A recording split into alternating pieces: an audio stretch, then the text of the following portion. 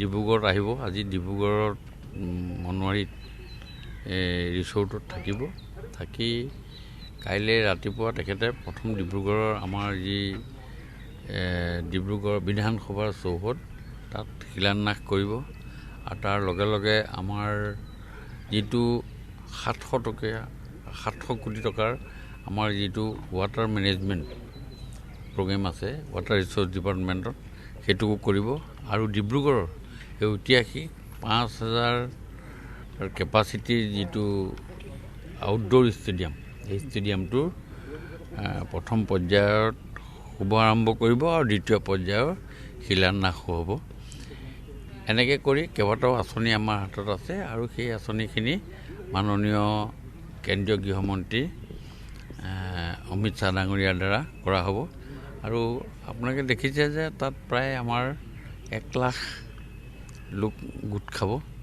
3 lakh square Fitr আমি এটা পেণ্ডেল দিয়াৰ ব্যৱস্থা কৰিছোঁ। 3 লাখ স্কোৱাৰ ফিটত আমাৰ 3 স্কোৱাৰ ফিটকৈ হ'লেও প্ৰায় 1 লাখ মানুহ তালৈ আহিব। বিভিন্ন জেগাৰ পৰা ডিব্ৰুগড় সমষ্টিৰ পৰাও আহিব, আপোনাৰ ডিগবৈৰ পৰাও আহিব, টিংখাঙৰ পৰা আহিব, নাহৰকটীয়াৰ পৰা আহিব, মৰাণৰ পৰা আহিব, তিনিচুকীয়াৰ পৰা, মানে লোকসভা সমষ্টিৰ অন্তৰ্গত প্ৰত্যেকটো সমষ্টিৰ পৰাই প্ৰায় 1 লাখ মানুহ সমবেত হ'ব। আজি ডিব্ৰুগড়ৰ আপোনালোকে জনাৰ ভিতৰত 8-9 চনৰ ডিব্ৰুগড় অৱস্থাৰ কথা আপোনালোকেও জানে, ময়ো জানো। সেই সময়ত ময়ো বিধায়ক আছিলোঁ। কি অৱস্থা আছিলে ডিব্ৰুগড়ত। এটা সময়ত অসম মেডিকেল কলেজত 15 দিনলৈকে এক্সৰে মেচিন নোহোৱাকৈ চলি আছিলে।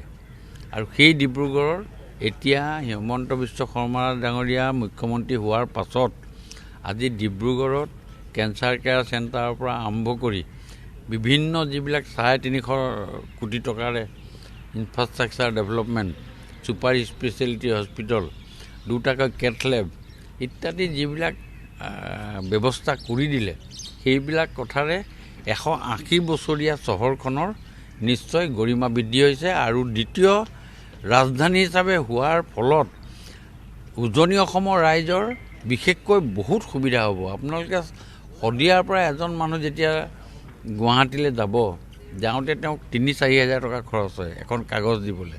কিন্তু এতিয়া ৰাতিপুৱা 7টা বজাত ওলাই আহি 2টা বজাত ঘূৰি গৈ ভাত খাব পৰা ব্যৱস্থা হ'ব। কাৰণ চিঠিখন আমাৰ ডিব্ৰুগড়তে হ'ব, উজনি অসমৰ কাম প্ৰায়বিলাক ইয়াতে চোৱা হ'ব। সেইকাৰণে মাননীয় মুখ্যমন্ত্ৰীক মই ডিব্ৰুগড় বিধায়ক হিচাপে তেখেতক ধন্যবাদ দিছোঁ। আৰু মই কৈছোঁ যে এইটো এটা ঐতিহাসিক কথা হৈছে যে ডিব্ৰুগড়খনক দ্বিতীয় ৰাজধানী হিচাপে লোৱাৰ কাৰণে। ডিব্ৰুগড় বিধানসভা অধিৱেশন হ'ব, MLA কোৱাৰ্টাৰ হ'ব। চৌহদটোত মানে আপোনালোকে দেখিছে, কাইলৈ আপোনালোকে দেখিব, মেপতো দেখিব গোটেইখিনি বস্তু যে চৌহদটো হ'ব। আৰু 2 বছৰৰ ভিতৰত এই 300 কোটি টকাৰ আমি কাম সম্পূৰ্ণ কৰি বিধানসভা পতাৰ কাৰণে আমি ব্যৱস্থা কৰোঁ। 2টা ছেশ্যন আমাৰ বিধানসভা ইয়াত হ'ব।